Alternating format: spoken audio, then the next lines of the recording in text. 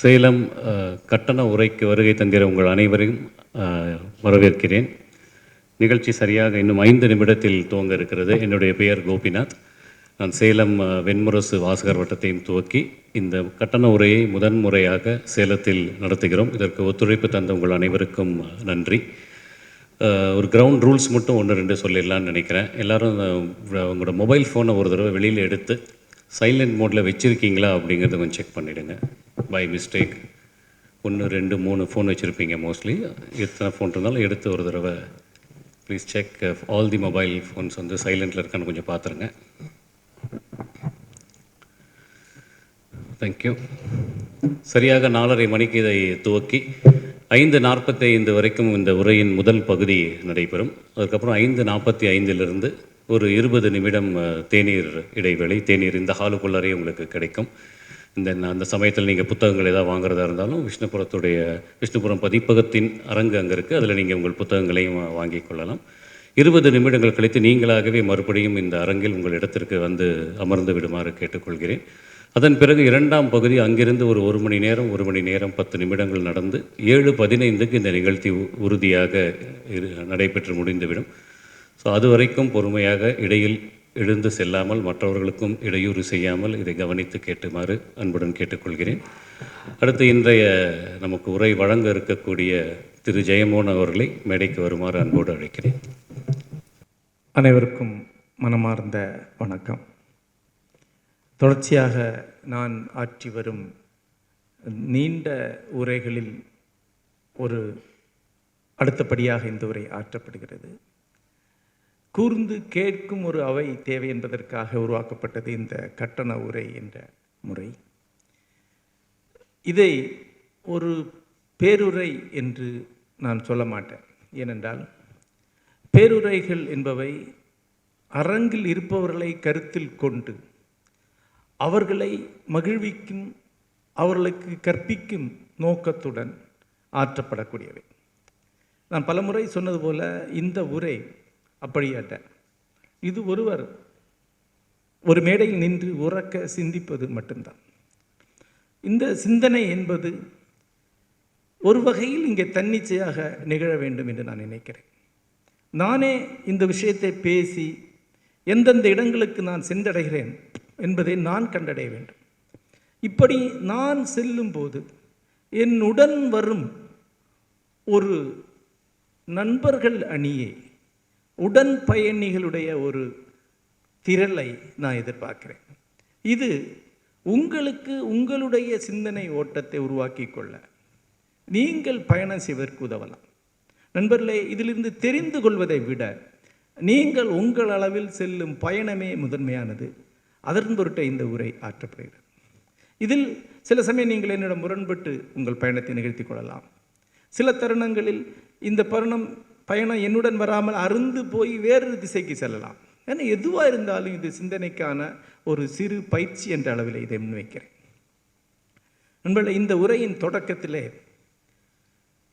எனது ஆசிரியர் சுந்தர ராமசுவாமி அவர்களை நான் நினைவு கூறுகிறேன். ஐயா, இப்படி நிற்காதீங்க, பின்னால் இருக்கிறவங்களோட முகத்தை பார்க்க முடியல, கேமரா வச்சுட்டு இறங்கிடுங்க.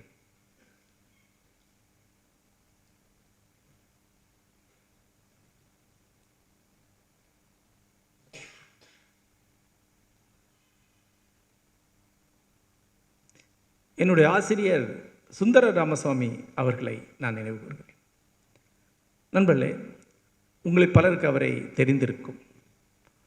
எனக்கு என்னுடைய சரியான அகவையில் எனக்கு அறிமுகமான என்னுடைய நல்ல ஆசிரியர் அவர். ஒரு வகையில் அன்று பல்வேறு விஷயங்களிலே முட்டி ஒரு வகையான உளச்சோர்வு அடைந்திருந்த காலம், எல்லா விதமான அறிவியக்கத்தின் மேலும் அவநம்பிக்கை கொண்டிருந்த காலம். ஆகவே அவரை அணுகும்போது ஒரு அவநம்பிக்கையுடன் அணுகி அவரை சற்று சீண்டியவனாகவே நான் இருந்தேன். ஒரு பெருங்கருணையுடன் என்னை அரவணைத்து எனக்கு ஒரு வழிகாட்டுதலை அவள் அளித்தார். பெரும்பாலான துதிகளில் ஆசிரியரை பெருங்கருணையாளன் என்று சொல்வதை நீங்கள் பார்க்கலாம். அதற்கான அடிப்படை ஒன்றுதான். ஒரு ஆசிரியருக்கு, ஒரு அறிஞருக்கு சற்றும் ஒவ்வாத ஒருவன், அறிவற்றவன் ஒருவன் தான். அந்த அறிவற்ற ஒருவன் தான் மாணவன். அந்த மாணவனை தாங்கிக் கொண்டு அவன் அளிக்கக்கூடிய இம்சைகளை கடந்து அவர் கற்றுக் கொடுக்க வேண்டும் என்றால் ஒரு பெரிய கருணை அவரிடம் இருக்க வேண்டும். அந்த கருணை அவரிடம் இருந்தது. இந்த தருணத்திலே அவரை மிகுந்த கனிவுடனும் பணிவுடனும் நினைவு கூறுகிறேன். நண்பர்களே, நான் அவரை பற்றி கேள்விப்பட்டது 2 வழிகளினூடாக. ஒன்று, குமுதம் இதழிலே அரசு பதில்களில் அவருடைய ஜே சில குறிப்புகள் என்ற புத்தகம் வெளிவந்த போது அதை பற்றி ஒரு சிறிய கேள்வி பதில் இருந்தது. அப்போ தான் இப்படி ஒரு ஆசிரியர் இருக்கிறார், அவர் இது ஒரு நாவல் எழுதியிருக்கார் என்ற தகவல் எனக்கு தெரிகிறது. அப்போது தமிழிலே தீவிர இலக்கியம் இருக்கிறது என்ற தகவலே எனக்கு தெரியாது. பெரும்பாலும் அன்றைக்கு இருக்கக்கூடிய பொது வாசகர்கள் யாருக்குமே இலக்கியம் பற்றி எதுவுமே தெரிந்திருக்காது. ஏனென்றால் அன்று இலக்கியம் என்பது வெறும் 500 பிரதிகளுக்குள் அச்சிடப்படக்கூடிய சிற்றிதழ்கள் மட்டும்தான் அச்சிடப்பட்டது. அவள் மட்டும்தான் வாசித்தாங்க. தமிழகம் முழுக்க தீவிர இலக்கிய வாசகர்கள் 1000 பேருக்குள்ளே தான் இருந்திருப்பாங்க. ஆக தெரியாது. இரண்டாவது, ஒரு பேட்டியில் நான் நினைக்கிறேன், குங்குமம் என்று நினைக்கிறேன், அதில் ஒரு பேட்டியில் கமலஹாசன் ஒரு பட்டியல் சொல்கிறார். ஜானகிராமன், புதுமைப்பித்தன் என்று சொல்லி வரும்போது சுந்தர ராமசாமி பேரை சொல்கிறார். இவ்வாறு தான் அவர் எனக்கு அறிமுகமாகிறார். அதன் பிறகு ஒரு முறை திருவனந்தபுரத்திலிருந்து மலபார் எக்ஸ்பிரஸில் நின்று கொண்டே பயணம் செய்கிறார், ஜெனரல் கம்பார்ட்மெண்ட்டில். அப்போது கூட நின்று கொண்டிருந்த ஒருவர் ஒரு புத்தகம் வைச்சிருந்தார், அது ஜே சில குறிப்புகள். அந்த புத்தகத்தை வாங்கி அதை நான் நின்று கொண்டே படித்து எர்ணாகுளம் போகும்போது அவர்கிட்ட திருப்பி கொடுத்தேன். அதன் பிறகு ஊருக்கு போய் சுந்தரராமசாமிக்கு ஒரு கடிதம் எழுதினேன். அவரிடம் திரும்பி கடிதம் எழுதினார். அப்புறம் அவர்கிட்ட ஃபோனில் பேசினேன். அதன் பிறகு நேரில் சந்திக்கும் பொருட்டு சென்றேன். அவரை நேரில் சந்திக்கும்போது ஒரு தகவல் தெரியுது, என்னுடைய அக்காவுடைய வீடு நாகூரில் இருக்குது. அதுக்கு நேர் முன்னால் இந்த பெட்ரோல் பங்கில் கார் நிறுத்துறது அவர் தான். அதுக்கு பக்கத்தில் தான் அவருடைய கடை இருக்குது, சுதர்சன் டெக்ஸ்டைல். நான் பலமுறை அவரை பார்த்துருக்கேன். இவ்வாறு ஒரு உறவு, ஒரு நட்பு உருவாகிறது. அப்போ ஜே சில குறிப்புகளில் ஒரு வரி பற்றி அவரை நான் ஒரு கேள்வி கேட்டேன். ஜே குறிப்புகள் அன்று என்னை மிக கவர்ந்த ஒரு புத்தகமாக இருந்தது. இன்று எனக்கு பிடித்தமான புத்தகம். அதில் உள்ள தத்துவார்த்தமான விஷயங்கள் என்று அவர் எழுதின விஷயங்கள் மேலே எனக்கு பெரிய மதிப்பு அன்றும் இன்று உருவாகவில்லை. ஏனென்றால் அவர் முறையாக தத்துவம் கற்றவர் அல்ல. ஆனால் அன்றே முறையான ஒரு தத்துவ கல்வி எனக்கு இருந்தது. ஆனால் ஒரு கலைஞனின் நுண் பார்வை என்று ஒன்று இருக்குது. சின்ன விஷயங்களை தொட்டு எடுக்கக்கூடக்கூடிய ஒரு கலைஞனுடைய பார்வையால் சில வரிகளை அவர் தொட்டு எடுத்திருந்தார். அதெல்லாம் அபாரமான கவித்துவத்தோடு இருந்தது. அதில் ஒரு வரி, ஜே படம் வரையும் பொருட்டு ஒரு இடத்துக்கு போகிறான். அந்த இடத்தை பற்றி ஜே தன்னோட டைரியில் ஒரு 2 வரி எழுதுகிறான். அங்கே கற்பாறைகள் வடிவம் இழந்து சிதறி உதைந்து பரவி கிடந்தன. அவற்றை பார்த்தபோது மனம் கலங்கி விசித்திர எண்ணங்கள் தோன்றின.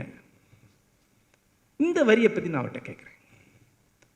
நான் கேட்டேன், நீங்கள் பார்க்குறது வெளியே இருக்கக்கூடியது உருவமற்ற வெடித்து சிதறி பரவி கிடக்கக்கூடிய பாறைகள், வெறும் பொருள் தான். அதை பார்க்கும்போது உங்களுடைய மனம் ஏன் கலங்குது?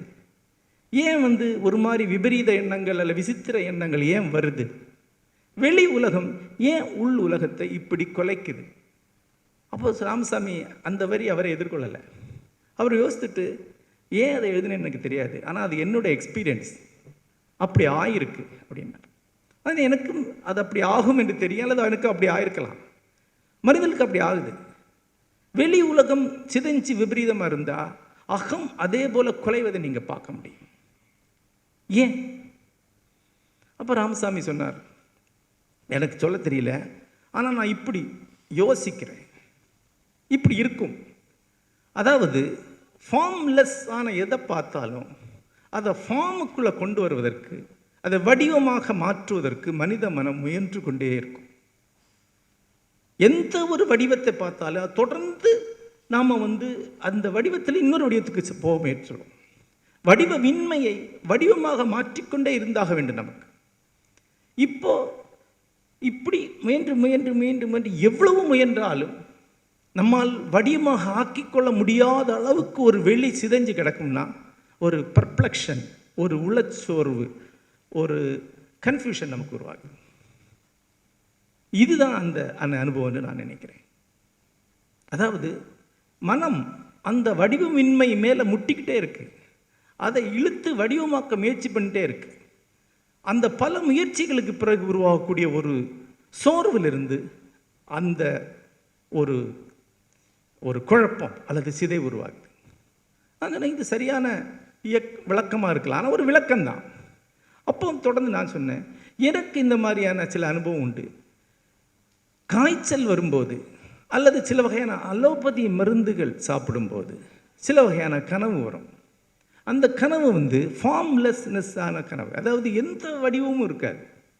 அது நான் ஒரு விஷயத்தை ஏதோ ஒன்று பார்ப்பேன், மொத்தையாக ஏதோ ஒன்று துணி மடிகிற மாதிரியோ, புகை மாதிரியோ, மணல் மாதிரியோ ஏதோ ஒன்று கச நடந்துக்கிட்டே இருக்கும். அந்த மாதிரி அந்த ஃபார்ம்லெஸ் எக்ஸ்பீரியன்ஸ் ரொம்ப தீவிரமாக வரக்கூடியது கனவில் வரும் என்று நான் சொன்னேன். அப்போ அவர் கேட்டார், இப்போ உங்களுக்கு இந்த கனவில் இந்த எக்ஸ்பீரியன்ஸ் வரும்போது அது உங்களுக்கு மகிழ்ச்சியாக இருக்குமா, இல்லை அது ஒரு விடுதலையா, அதை நீங்கள் மகிழ்ச்சி அடைப்பீங்களா, இல்லை அது உங்களுக்கு ஒரு விதமான துயரமாக இருக்குமா? அப்போ நான் சொன்னேன், இல்லை, அதுலேருந்து வெளியே வரணுங்கிற தவிப்பு தான் இருக்கும். அதில் அந்த ஃபார்ம்லெஸ்னஸில் நீடிக்க முடியாது. முழிக்கணுங்கிற எண்ணம் தான் வரும். பெரும்பாலும் கையை காலை அடித்து முழிச்சுக்குவேன். ஒரு சின்ன செகண்டு அந்த கனவு நீடிக்கும். அப்போ அவர் சொன்னார், அப்போ நாம் ஃபார்மில் மாட்டிகிட்டு இருக்கோம்னு சில பேர் சொல்லுவாங்க. எல்லாமே ஸ்ட்ரக்சர் வடிவங்களுக்குள்ளே நாம் மாட்டிகிட்டு இருக்கோம் அப்படின்னு சில பேர் சொல்லது உண்டு. அப்படின்னா அதிலிருந்து வெளியே போகிறது நமக்கு பெரும் கொண்டாட்டமாகவும் விடுதலையாகத்தானே இருக்கணும், இல்லையா? ஆனால் ஏன் ஃபார்முக்கு வெளியே போனால் பதற்றம் அடைகிறோம், நிலை குலைகிறோம்? ஏன் எப்படியாவது அடித்து புரண்டு மறுபடியும் ஃபார்முக்குள்ளே வரணும்? ஃபார்ம்லெஸ்ஸான ஒன்று என்ன டீல் பண்ண முடியல. அப்போ நம்ம ஃபார்ம் என்கிற வடிவம் என்பதுக்குள்ளே மாட்டிகிட்டு இருக்கோமா? ஃபார்ம் என்பது நம்முடைய ஃபேக்கல்ட்டி, நம்முடைய திறனா, நம்முடைய தனித்தன்மை. நம்ம ஃபார்ம் இல்லாமல் இருக்க முடியாதா? எது? இந்த மாதிரி ஒரு உரையாடல் போயிட்டே இருந்தது. அப்போ மறுபடியும் நான் கேட்டேன், சப்போஸ் ஐசக் அசிமோவ் கதையில் வர மாதிரி மனிதர்கள் வேறு ஒரு கிரகத்துக்கு போகிறாங்க, வேறொரு கோளுக்கு போகிறாங்க. அந்த கோளத்தில் எல்லாமே ஃபார்ம்லெஸ்ஸாக இருந்தா, அவனுக்கு தெரிந்த ஒரு வடிவம் கூட இல்லை என்றால் அங்கே அவன் என்னவா இருப்பான்? எப்படி அதை எதிர்கொள்வான்?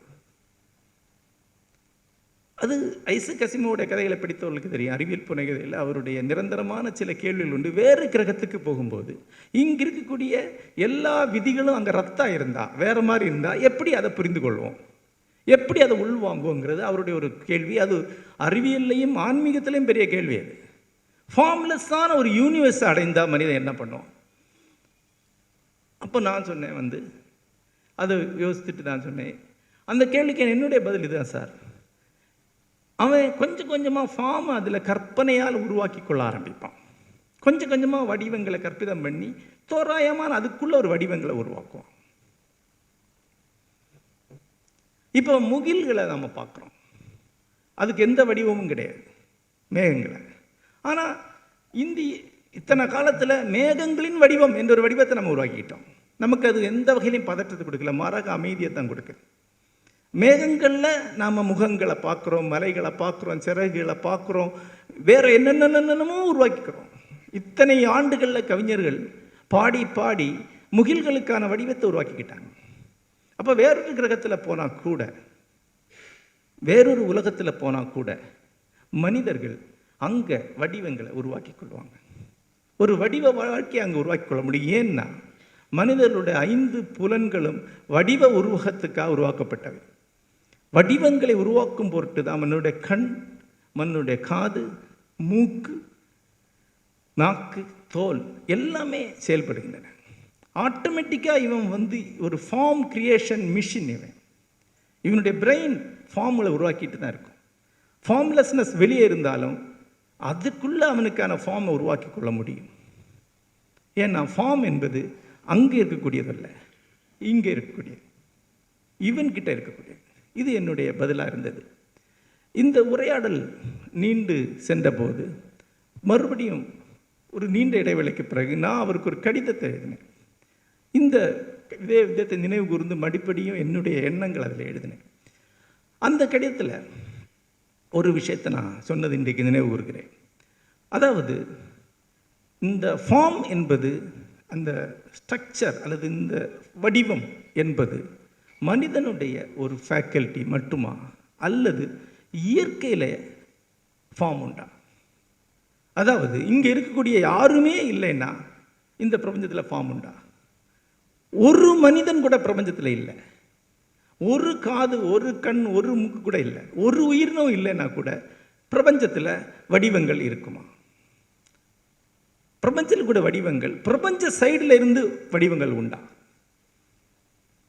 இந்த கேள்விக்கான பதில் எனக்கு மீண்டும் நீண்ட காலம் கழித்து ஒரு நாவல் வழியாக என்னை வந்தடைந்தது. ஒரு சுவாரஸ்யமான ஒரு நாவல் அது.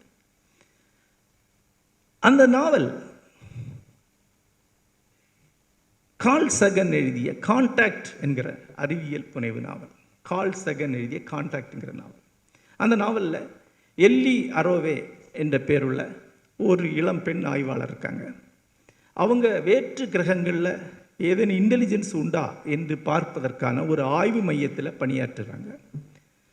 அந்த வேற்று கிரகத்திலிருந்து வரக்கூடிய சிக்னலை பிடிப்பதற்காக பெரிய ஆண்டனாக்களை வைத்துக்கொண்டு வருஷம் முழுக்க, ஆண்டு முழுக்க தொடர்ந்து கண்காணிப்பில் இருக்கிறாங்க. பல ஆண்டுகளாக எந்த சிக்னலும் கிடையாது.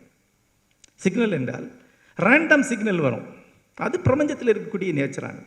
ஏதேனும் ஒரு பல்ஸ், ஏதேனும் ஒரு ஆர்டர் இருந்தால் அது ஒரு இன்டெலிஜென்ஸ் உள்ளது.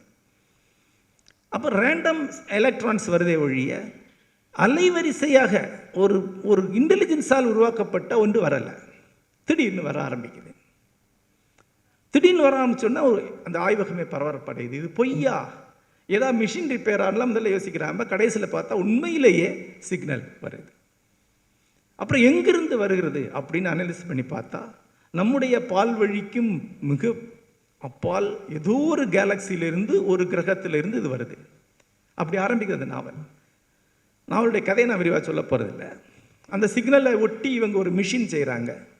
அந்த மிஷினில் ஏறி இன்டர் கேலக்சி ட்ராவல் பண்ணுறது அந்த நாவல். ஆனால் அந்த நாவலில் இன்டர் கேலக்சி பயணம் பண்ணி முடிந்து ஒட்டுமொத்தமாக அவ கண்டடையக்கூடிய உண்மை என்று ஒன்று அந்த நாவலுடைய இறுதியில் வருகிறது. அது சப்ஜெக்டிவிட்டியே இல்லாத அப்ஜெக்டிவ் உண்மை. அதாவது தனி மனிதனால், நம்மால் பார்க்கக்கூடியனால் உருவாக்கக்கூடிய உண்மை அல்ல. எந்த மனிதனாலும் உருவாக்கக்கூடிய, எந்த இன்டெலிஜென்ஸாலும் உருவாக்கக்கூடிய உண்மை அல்ல. இன்டெலிஜென்ஸே இல்லாமல் பிரபஞ்சத்துடைய பருப்பொருள் இருக்கக்கூடிய ஒரு உண்மை. அது என்ன நண்பர்களே? அது என்ன என்றால், இப்போ நான் ஏற்கனவே சொன்ன மாதிரி ஐசக் அசிமோவுடைய பயணம் போல நீங்கள் வேறொரு கிரகத்தில் போய் இங்கே இன்டெலிஜென்ஸ் உண்டா, இங்கே ஏதேனும் மூளை செயல்படுகிறதா என்று எப்படி கண்டுபிடிப்பீங்கிறதுக்கு ஐசக் அசிமோ சொல்லக்கூடிய ஒரு காரணம், அங்கே சிம்மெட்ரிக் ஃபார்ம்ஸ் இருந்துச்சுன்னா அது மனித உருவம். ஒத்திசைவு கொண்ட, சீர்மை கொண்ட, சிம்மெட்ரி கொண்ட ஃபார்ம்ஸ் இருக்கா? சதுரம், நீள் சதுரம், வட்டம், கோளம், கூம்பு, பிரமிடு, இதெல்லாமே ஒத்திசைவு கொண்டது. ஐங்கோணம், மறுகோணம், இது எதுவாக இருந்தாலும் இந்த சீர்மை இருந்ததென்றால் அது ஒரு அறிவால் உருவாக்கப்பட்டது. பொதுவாக தம்பி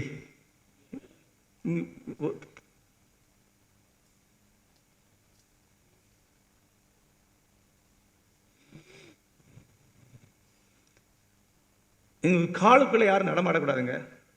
ஓகே ரைட். எங்கே நிறுத்தினேன்? ஒரு சீர்மை இருந்ததென்றால் அது ஒரு இன்டெலிஜென்ஸ் அதை உருவாக்கி இருக்கும். ஒரு சிம்மெட்ரி இருந்ததென்றால். ஆனால் அதுக்கு அடுத்த கேள்வி இருக்கு. அப்போ இன்டெலிஜென்ஸ் இல்லாத உருவாக்கக்கூடிய சிம்மெட்ரின்னு ஒன்று உண்டா பிரபஞ்சத்தில்? எந்த இன்டெலிஜென்ஸ் இல்லாமல் பிரபஞ்சமே உருவாக்கி கொள்ளக்கூடிய சிம்மெட்ரி ஒன்று உண்டா? அது ஒன்று உண்டு. இங்கே இருக்கக்கூடிய பலருக்கு அது தெரிஞ்சிருக்கும். நான் என்னோட சின்ன பையனாக இருக்கும்போது ராதாபுரம் பக்கத்தில் பொட்டல் காட்டில் நண்பர்கள் கூட பயணம் செய்கிறேன். பயணிஞ்சதை பொட்டல் காட்டில் ஏகப்பட்ட அரை வட்டங்கள் காலையில் வரையப்பட்டிருக்கிறத பார்க்குறேன். ஏகப்பட்ட அரை வட்டங்கள். முதல்ல இது யாரோ இவ்வளவு கோலம் போட்டிருக்காங்கன்னு தோணும்.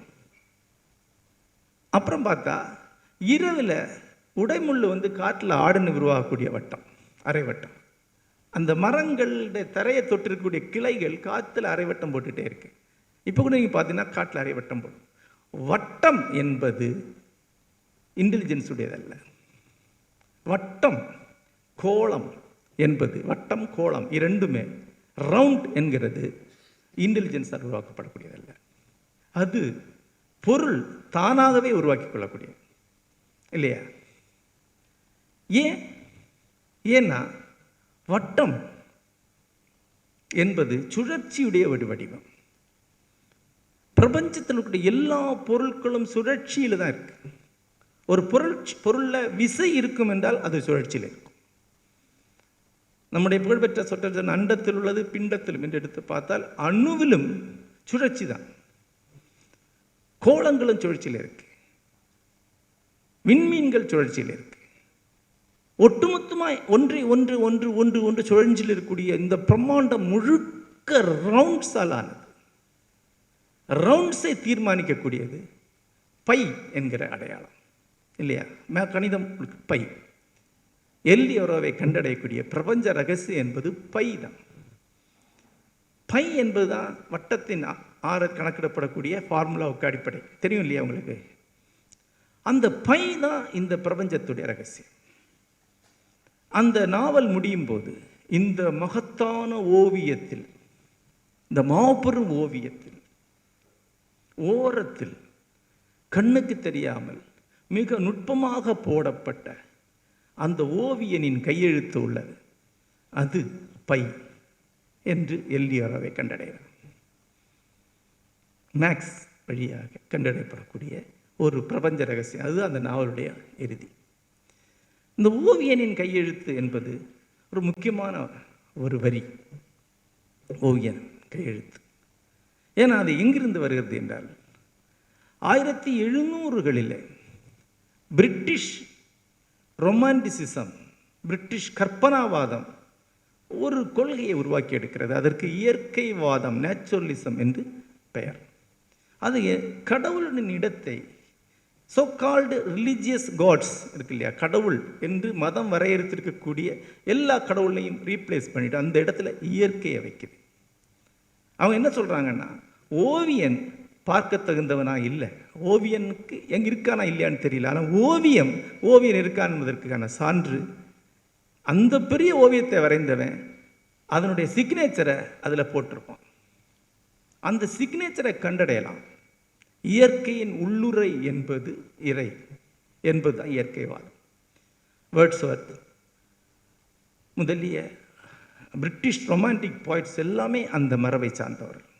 அது பிரான்ஸ்லேயும் பரவுகிறது, இந்தியாவிலே அதனுடைய இன்ஃப்ளூயன்ஸ் உண்டு. பாரதி, குவம்பு, குமாரநாசான், வள்ளத்தோள், தாக்கூர் இவங்க எல்லாருமே இந்த இயற்கைவாதத்தால் மிகப்பெரிய அளவில் ஈர்க்கப்பட்டவர்கள், செல்வாக்கு கொண்டவர்கள்.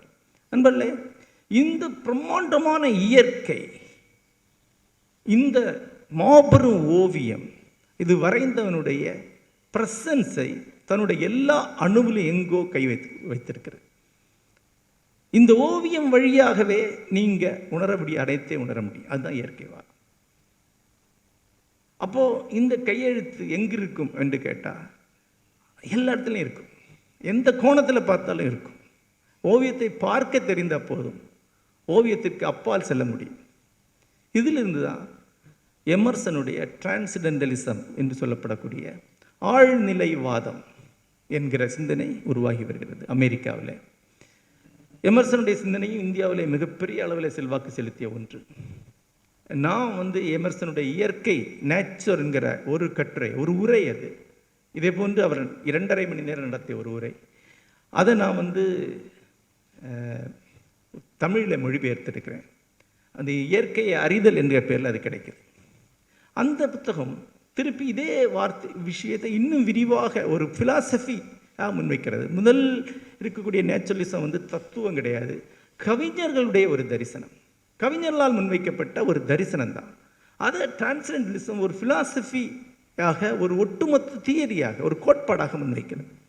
அதாவது இங்கு இருக்கக்கூடியவை வெளிப்பாடுகள், எது வெளிப்படுகிறதோ அது வெளிப்பாடின் உள்ளே உள்ளடங்கி இருக்கும். அதுதான் டிரான்சென்டலிசம், ஆழ்நிலைவாதம், ஆழ்ந்திருப்பதை அறியக்கூடிய ஒரு பயணம்.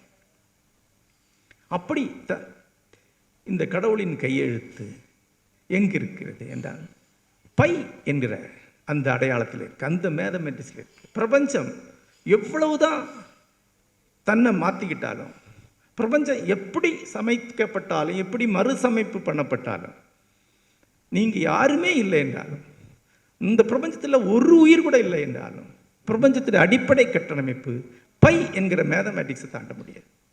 பை என்கிற மேதமெட்டிக்ஸ் நம்முடைய விஷன் அல்ல, மனிதன் உருவாக்கிட்ட கணக்கு அல்ல. மனிதனால் அதை மாற்ற முடியாது, பிரபஞ்சத்தாலே அதை மாற்ற முடியாது. ஏன்னா பிரபஞ்சத்துடைய ஸ்ட்ரக்சரே அதில் தான் இருக்கு, பிரபஞ்சத்தால் அதை மாற்றிக்க முடியாது. இதுதான் நான் வந்து ஒரு டிராவலை சொல்கிறேன் நண்பர்களே. அப்போ ஒரு கேள்வி எழுகிறது, ஒரு முக்கியமான கேள்வி எழுகிறது. வேதாந்தம் முதலிய தத்துவங்களில் சப்ஜெக்டிவிட்டி என்று ஒன்று உண்டு. அதாவது இந்த உலகம், பிரபஞ்சம் எல்லாமே பார்ப்பவனால் உருவாக்கப்படுபவை. பார்ப்பவனுடைய பங்கு இல்லாமல் அப்ஜெக்டிவ் ரியாலிட்டி என்ற ஒன்று கிடையாது. இதுதானே வேதாந்தம், சைவ சித்தாந்தம் உட்பட அடிப்படைகளில் இந்த மாயைங்கிற கோட்பாடு உண்டு இல்லையா? பல பேருக்கு தெரிந்திருக்கும். அப்போது இந்த பொருட்கள், இப்போ இந்த மேஜை இது ஒரு பருப்பொருள், ஆனால் என்னுடைய எலிமெண்ட் இல்லாமல் இந்த மேஜை இங்கே இல்லை. உதாரணமாக இது ஹார்டாக இருக்குது, ஏன்? என்னுடைய கை சாஃப்டாக இருக்குது.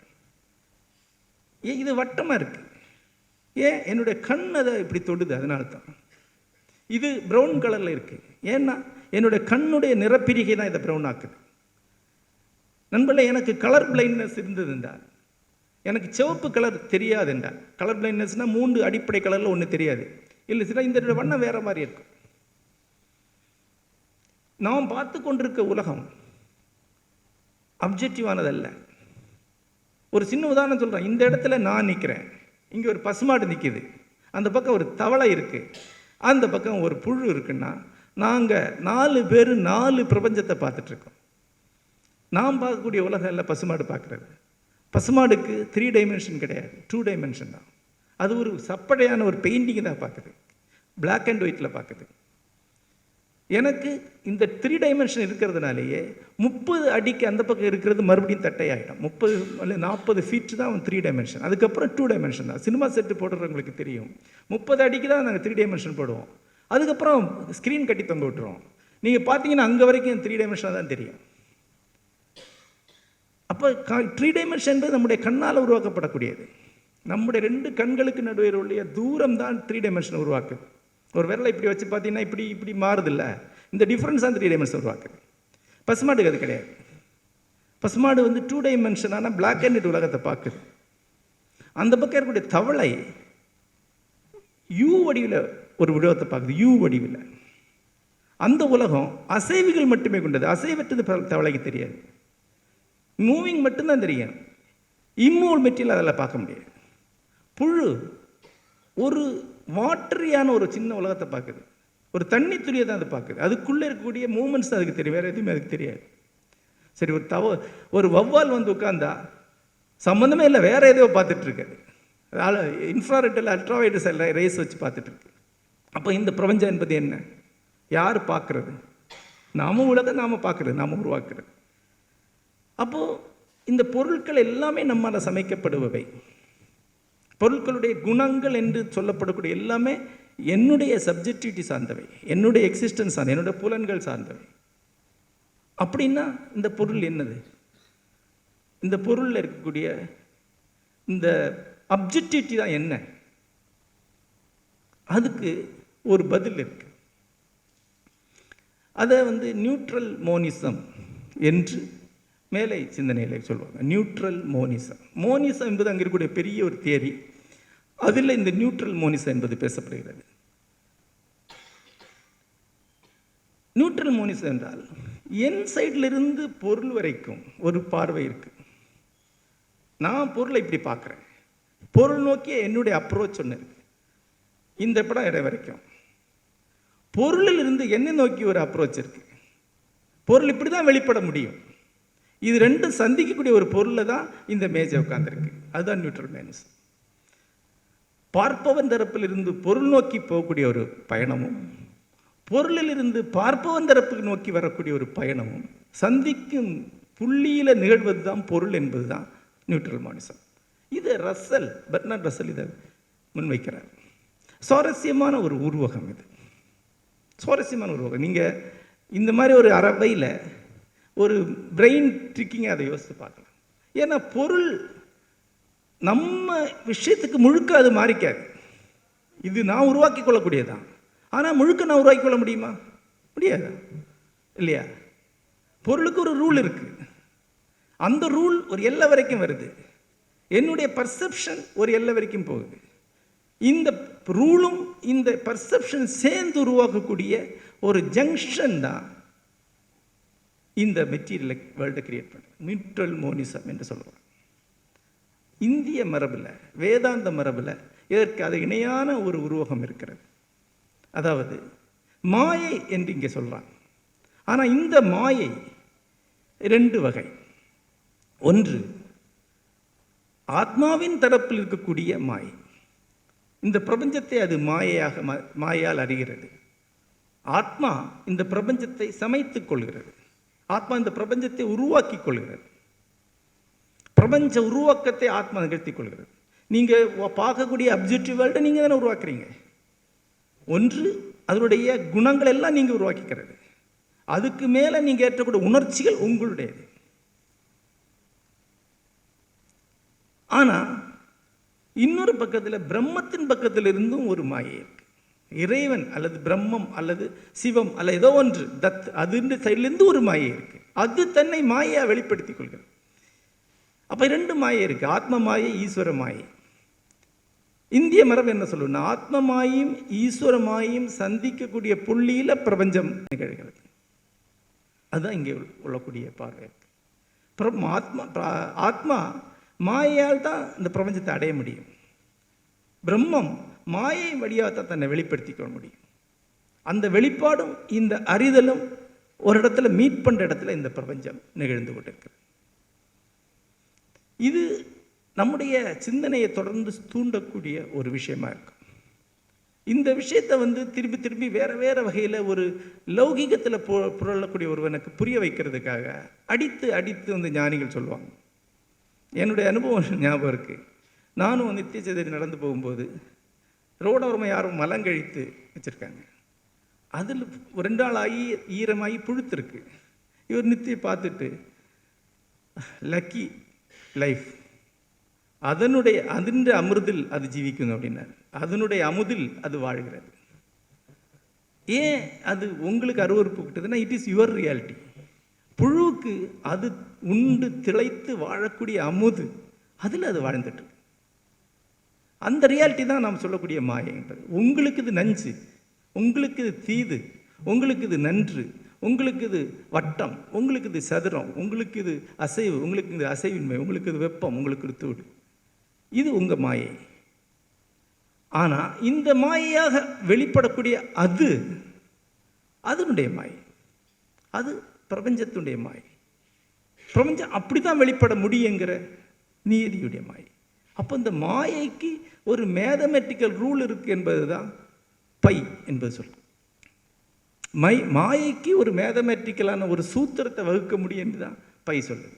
அடிப்படையில் அட்லீஸ்ட் இப்போ உதாரணமாக வேறையும் நிறைய ரூல்ஸ் இருக்கலாம். நான் குறைந்தபட்சம் எந்த வகையிலும் நாம் இல்லை என்றாலும், எந்த வகையிலும் பார்ப்பவன் இல்லை என்றாலும், பிரபஞ்சத்தில் இருந்தே ஆக வேண்டிய ஒரு மேத்தமெட்டிக்கல் ரூல் என்றாவது சொல்லணும்னா அது பை தான். இதுதான் வடிவம் பற்றின இந்த தாட்டை நான் கொண்டு போய் சேர்க்கக்கூடிய ஒரு புள்ளியாக இருக்குது. அப்போ வடிவம் என்றால் என்ன? வடிவம் என்பது நான் உருவாக்கி கொள்ளக்கூடியதும், இந்த உருவாக்க சாத்தியமாக அங்கிருந்து இங்கே வெளிப்படக்கூடியதுமான ஒன்று. இப்படி தான் நான் உருவாக்க முடியும் என்ற ஒரு ரூல் இருக்குது. அந்த ரூலை தாண்டி அந்த வடிவத்தை நான் அடைய முடியும். உருவம் என்பது அது. இந்த உருவம் என்பதை பற்றி மிக விரிவாக இந்திய சிந்தனை மரபு பேசியிருக்கிறது. இந்த மாதிரியான ஒரு அரங்கில் இந்த விஷயங்களை பேசுவதில் உள்ள சங்கடங்கள் எனக்கு தெரியும். ஏனென்றால் நண்பர்களே, உலகத்தில் உருவான மகத்தான தத்துவ சிந்தனைகளில் குறைந்தது 3 உருவான நிலம் தமிழ்நாடு. பழைய தமிழ்நாட்டில் தான் அத்வைதம் தோன்றியிருக்கிறது. சங்கரர் பழைய தமிழ்நாட்டில் சேர நாட்டில் பிறந்தவர். தமிழ்நாட்டில் தான் ராமானுஜர் தோன்றியிருக்கிறார். விசிஷ்டாத்வைதம் தோன்றியிருக்கிறது. தமிழ்நாட்டில் தான் இந்திய சிந்தனை மரபின் கடைசி கொழுந்து என்று சொல்லத்தக்க சைவ சித்தாந்தம் தோன்றியிருக்கிறது. இவ்வளவு பெரிய தத்துவ மரபு கொண்ட தமிழ்நாட்டில் தத்துவ விவாதம் என்பது 100% கிடையாது. இங்கே இருக்கக்கூடியவர்களில் என்னுடைய நண்பர்கள் ஒரு சிலர் தவிர பெரும்பாலானவர்கள் எந்த வகையிலுமே எப்போதுமே தத்துவம் சார்ந்த எதையும் காதில் வாங்கியிருக்க மாட்டீங்க. தத்துவம் என்பது நாங்கள் நினைத்து கொண்டிருப்பது அனெக்டோட்ஸ் அல்லது குட்டி கதைகள் அல்லது ஒத்தை வரிகளாக இருக்கும். தத்துவம் என்பது ஒரு சப்ஜெக்டிவாகவும் அப்ஜெக்டிவாகவும் தொடர்ந்து தன்னை உருமாற்றி கொண்டிருக்கக்கூடிய தர்க்கம் தான் தத்துவமே ஒழிய கருத்துக்கள் தத்துவம் அல்ல. கருத்து என்பது கருத்து தான், ஐடியா தான். தத்துவம் என்பது லாஜிக் தான். லாஜிக்கலி டெரிவேட்டட் ட்ரூத்து தான் தத்துவ உண்மையாக இருக்க முடியும். ஆகவே தான் இந்த சிந்தனை முறைகளை இங்கே அறிமுகம் செய்யும்போது இருக்கக்கூடிய சில இடர்களை நான் எப்போ உணர்றேன். ஆனால் ஒரு திறப்பாக இதை பேசி பார்ப்போமே என்பதற்காகத்தான் இந்த உரைகள் நடத்தப்படுகின்றன. இந்த இஷ்யூ, அதாவது பிரபஞ்ச உருவாக்கம், உருவாக்கம் என்பதை பற்றி இந்திய சிந்தனை முறை என்னென்ன சொல்கிறது, அதுதான் அடுத்த கேள்விக்கு நான் சொல்கிறேன். இந்திய சிந்தனை முறையில் நாம ரூபம் என்கிற ஒரு வார்த்தை இருக்கிறது. நாமம் ரூபம். ஆனால் நாம ரூபம் என்று தான் அந்த வார்த்தையை பயன்படுத்துவாங்க. பக்தர்கள் இந்த வார்த்தையை சர்வசாதாரணமாக பயன்படுத்த பார்க்கலாம். ஆனால் ஃபிலசபிக்கலி ரொம்ப முக்கியமான வார்த்தை நாம ரூபம். நாமம் என்றால் பெயர், ரூபம் என்றால் உருவம். பெயர் உருவம் என்று மொழிபெயர்க்கலாம். அதை இரண்டையும் பிரிக்க முடியாது என்பதனால தான் அதை ஒரு வார்த்தையாக மாற்றுறாங்க. ஒருவருக்கு ஒரு குழந்தை பிறந்து உடந்து முதல்ல வந்த உடனே அதுக்கு வடிவம் அறிமுகமாகுதா, பெயர்கள் அறிமுகமாகின்றனவா? இதை யோசித்து பாருங்க. நீங்கள் குழந்தையா இருக்கும்போது உங்களுக்கு ஃபார்ம் வடிவங்கள் அறிமுகமாச்சா, பெயர் அறிமுகமாச்சா? முதல்ல மனிதர்கள் நாமரூபங்கள்லாம் பிறக்கிறாங்களே ஒழிய தூய வடிவத்தை ஒருபோதும் அறியாதவளை தான் பிறக்கிறாங்க. ஒரு ஸ்டன்னிங்கான உண்மை அது. அதாவது ஒரு குழந்தை வெளியே வருது, ஐம்புலன்களால் அது பிரபஞ்சத்தை பார்க்க ஆரம்பிக்குது. கான்சியஸ்னஸ் எங்கோ உருவாகுது, அது அதுக்கு தெரியாது. ஆனால் உடனே நீங்கள் என்ன சொல்கிறீங்க, அம்மா அம்மா பாரு. அப்போ வடிவம் கூடவே வார்த்தை தான் வருது. நாமத்தோடு இணைந்து தான் ரூபம் வரும். காக்கா, மேஜை, பூவா, மம்மு, அப்படிதான் நீங்கள் குழந்தைக்கு மொழியை கொடுக்குறீங்க. நாமங்களின் பெருந்தொகையை தான் நம்ம மொழி என்று சொல்கிறோம். நாமங்களின் ஒரு பெரிய சொல். நாமங்கள் பெயர்களை இணைக்கக்கூடிய விகுதிகளை இணைந்தது தான் மொழி என்பது. அப்போ ஒரு பெரிய பிளாக் ஆஃப் லாங்குவேஜும் அந்த லாங்குவேஜுடைய ஒரு பகுதியாக, அந்த லாங்குவேஜுடைய ஒரு பகுதியை பிரிக்க முடியாத பகுதியாக ரூபம் வந்துச்சு. வெறும் ரூபத்தை ஒருபோதும் மனிதனால் பார்க்க முடியாது. வெறும் ரூபத்தை பார்க்கணும், நாமத்தை சஸ்பெண்ட் பண்ணணும் அப்படிங்கிறாங்க. நாமத்தை விட்டு வெறும் ரூபத்தை பார்க்கணுன்னா அதுக்கு ஒரு அபாரமான மெடிடேஷன் நிலையில் யோகி மட்டும்தான் அதை பார்க்க முடியும். யோகி மட்டும்தான் அதை பார்க்க முடியும். நாம முதிர்ந்து போகக்கூடிய தருணம் அபாரமான ஒரு யோக நிலையில் தான் சாத்தியமாகுன்னு சொல்கிறாங்க. நாம ரூபமாக தான் அவங்களுக்கு கிடைக்குது. ஒரு குழந்தை அந்த நாமத்தை எடுத்து அதை ரூபத்து மேலே போட்டு ரூபத்தை அது பேர் சொல்லப்பட்டு வட்டம், சதுரம் என்றது புரிந்து கொள்ளுது. தொடர்ந்து ஒரு குழந்தை புரிந்து கொள்ள முயற்சி கொள்வது இந்த உலகத்துடைய வடிவங்களை தான். குழந்தை வடிவங்களை புரிந்து கொள்வதுங்கிறது நாம வடிவங்களை எப்படி பார்க்குறோங்கிறதுக்கு ஒரு சரியான உதாரணம். நீ குழந்தைய கூர்ந்து பார்த்தா தெரியும். குழந்தை சின்ன டப்பாக்குள்ளே பெரிய டப்பாவை போட முடியாது அப்படிங்கிறது ஒரு 2 நாளைக்கு அப்புறம் தான் தெரிய வரும். 24 மணி நேரம் ட்ரை பண்ணிகிட்டே இருக்கும், அப்புறம் தெரிய வரும். சின்ன டப்பாக்குள்ளே பெரிய டப்பா போட முடியாது, பெரிய டப்பாக்குள்ளே சின்ன டப்பா போட முடியும். சின்ன குழந்தைகள்கிட்ட ஒரு பழக்கம் உண்டு, பார்த்துருக்கீங்களா? ஒரு நாற்காலியில் உட்காந்தா கையை வச்சு அடுத்த நாற்காலியிலே உட்காரும். ஏன்னா ஒரே டைமில் 2 நாற்காலியில் உட்கார முடியாது என்கிற அரிய உண்மையை இவ்வளோ கஷ்டப்பட்டு தான் தெரிஞ்சுக்கும். எல்லா குழந்தையுமே பருப்பொருள் என்பதை தெரிந்து கொள்ளக்கூடிய ஒரு ப்ராசஸ் 1 வயசுக்குள்ளே நிகழ்வு. தன்னால் பறக்க முடியாது அப்படின்னு குழந்தை ஒரு இரத்த காயத்தோட புரிஞ்சுக்கும். காக்கா பறக்கும், குழந்தை பறக்கும், ஏதோ இடத்துல ஜம்ப் ஆகும். இப்போ எனக்கு இங்கே ஒரு பெரிய தழும்பு உண்டு, நான் பறக்க முயற்சி பண்ணதுடைய தடயம் அது. எல்லா குழந்தையும் ஒரு மேஜர் ஒரு ஒரு உருண்டு விழுந்து அடிபட்டு அழுது அதுக்கப்புறம் பறக்க முடியாது. பருப்பொருள் என்பது, வடிவம் என்பது தன்னை அல்டிமேட்டாக கட்டுப்படுத்தக்கூடிய ஒன்று. அதுலேருந்து எனக்கு விடுதலையே கிடையாது. எப்போதைக்குமாக நான் வடிவத்துக்குள்ளே கட்டுப்பட்டவன். வெளியே இருக்கக்கூடிய வடிவம் அதோடைய ரூல்களுக்கு நான் கட்டுப்பட்டவன். என்னுடைய உடம்பென்ற வடிவத்துக்கு நான் கட்டுப்பட்டவன். இந்த பருப்பொருளுக்குள்ளே தான் நான் வாழ்ந்தாகணும். எனக்குள்ளே இருக்கக்கூடிய இந்த ஆத்மா அல்லது தன்னுணர்வு என்பது அது எந்த அளவுக்கு அப்ட்ராக்டாக இருந்தாலும், எந்த அளவுக்கு சுதந்திரமானதாக இருந்தாலும் அது இதுக்கு கட்டுப்பட்டது. இதுக்கு மேலே அது போகவே போகாது. இது குழந்தை 1 வயசு 1.5 வயசு கூட கற்றுக்கும். அது கற்றுக்கிறதுக்குள்ளே அந்த குழந்தைக்கு எவ்வளவு வலி இருக்குன்னு நீங்கள் யோசித்து பார்த்தா தெரியும். இவ்வளவு வேதனை மிகுந்த ஒரு கல்வி மனிதனுக்கு அதுக்கு பிறகு எப்பவுமே கிடையாது. தீ சுடும், சூடான கஞ்சியில் கையை வச்சா இதாகும், பறக்க முடியாது, நம்மளால் வேகமாக ஓட முடியாது. எவ்வளவு பாடங்கள் அது கற்றுக்குது. இது கற்றுக்கிட்டு ஒரு அளவில் அது தன்னுடைய உடல் என்ற பருப்பொருளுக்குள், உருவத்திற்குள் சிக்கிக்கொள்ள கிடப்பதை அல்டிமேட்டாக புரிஞ்சுக்குது. எஸ், ஐ ஆம் here, anyway I am going to be here. வெளியும் உள்ளும் இருக்கக்கூடிய உருவங்களின் கைதி தான். அதுக்கப்புறம் தான் நீங்கள் குழந்தைக்கு கதை சொல்ல ஆரம்பிக்கிறீங்க. அப்போது எல்லா கதையுமே குழந்தை கேட்கக்கூடிய கதை உருவங்களை தாண்டக்கூடிய கதை தான். அது பிறகு அந்த ராஜகுமாரி பறந்து போனாலாம், கதை ஓகே இருக்கும். அந்த ராஜகுமாரி நடந்து போனாலான்னு அந்த கதை இன்ட்ரெஸ்டிங்காக இருக்காது. ஆனால் அதில் ஒன்றும் சுவாரஸ்யமாக இல்லையே.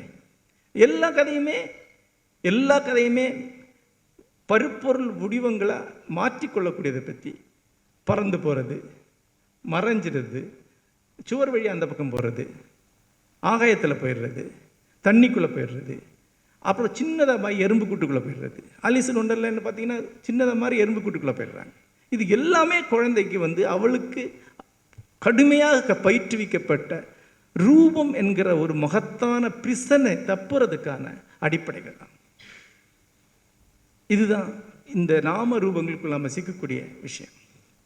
வேதாந்த மரபில் நாமம் என்பதை அகம் என்றும் ரூபம் என்பதை புறம் என்றும் சொல்கிறாங்க. இது மிக விரிவாக பௌத்த இயலில் பேசப்பட்டிருக்கு. பௌத்த இயலில் புறம் என்பது, அப்ஜெக்டிவ் வேர்ல்டு என்பது ரூபங்களால் ஆனது. அதை அகவயப்படுத்தி வச்சிருக்கிறது நாமங்களால். இப்போ வட்டம் என்கிற வார்த்தை தான் வட்டம். ஆனால் வட்டத்தில் இருக்கக்கூடிய வட்டம் அப்ஜெக்டிவ், வட்டங்கிற வார்த்தை சப்ஜெக்டிவ். வட்டத்தோட ஒட்டி நீங்கள் யோசித்து வச்சிருக்கக்கூடிய எல்லாமே சப்ஜெக்டிவானது. சிந்தனை வட்டம், வாழ்க்கை ஒரு வட்டம், இதெல்லாமே சப்ஜெக்டிவானது. இந்த சப்ஜெக்டிவ் அப்ஜெக்டிவ் ரெண்டுமே நாம ரூபம் இணைந்து தான் இருக்கு. இதை பிரிக்க முடியாது. அப்போ அடுத்த கேள்வி, நான் முதல்ல கேட்ட கேள்வி, அப்போ இது ரெண்டில் எது அப்ஜெக்டிவானது, எது பிரபஞ்ச சரப்பிலிருந்து வர்றது? புறம் அகம்.